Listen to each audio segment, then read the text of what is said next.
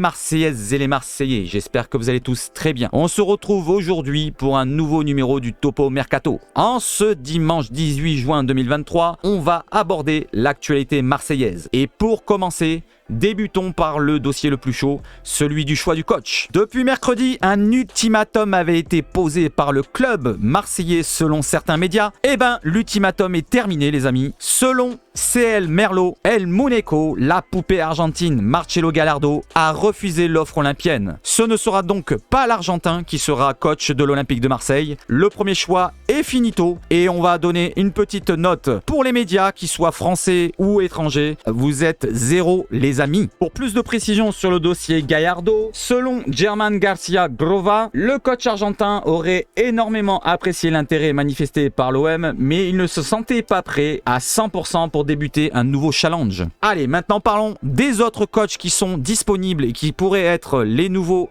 techniciens de cet Olympique de Marseille, avec Paolo Fonseca selon Foot Mercato, qui serait le choix numéro 2. Le coach du LOSC est sous contrat jusqu'en 2024. Il sera difficile à attirer du côté de l'OM. Et je vous demande les amis, est-ce que Fonseca, ça vous plairait comme choix de coach pour la saison prochaine? Le troisième choix, selon Foot Mercato encore, ce serait l'ami de Pablo Longoria et ce serait donc Marcelino. Marcelino, ancien coach de l'Athletic Bilbao, sans contrat, sans club, donc ce serait plus aisé de l'attirer du côté de l'OM. Et pour ma part, je n'apprécie pas trop le copinage. Et enfin, pour clôturer le dossier du coach, on va dire que certains n'ont pas été encore cités et peut-être un certain ZZ. Maintenant, partons sur les rumeurs mercato. Malgré que l'OM n'ait toujours pas de coach, l'Olympique de Marseille se positionnerait sur Ludovic Blas. Selon l'équipe, l'OM, le Stade Rennais et le LOSC se batailleraient pour attirer le milieu offensif du FC Nantes. Le joueur de 25 ans est sous contrat jusqu'en 2024 et le club du Nantes réclamerait 15 millions d'euros pour attirer le joueur français. Autre rumeur, celle-ci plus défensive, avec le défenseur marocain international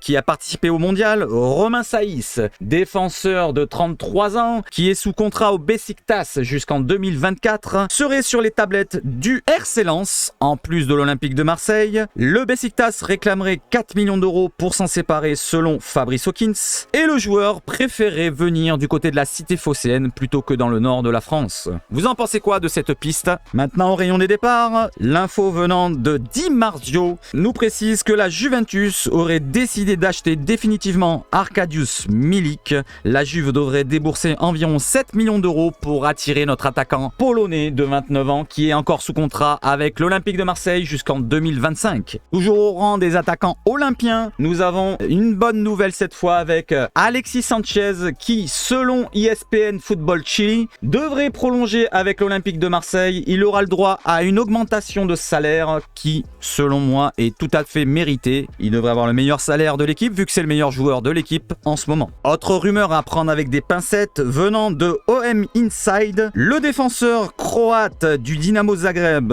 Josip Sutalo, serait sur les pistes de l'Olympique de Marseille. International croate de 23 ans, il reste sous contrat jusqu'en 2028 au club de Zagreb. Sa valeur Transfermarkt est estimée à 18 millions d'euros et ce serait un tout autre profil que celui de Romain Saïs qui serait en balance selon le média marseillais OM Inside. Et voilà, la vidéo est terminée. On se retrouve ce soir à 20h30 pour un live spécial où l'on abordera bien sûr le mercato et peut-être avec un coach qui sera choisi d'ici là. Je vous souhaite de passer une excellente journée et allez l'OM!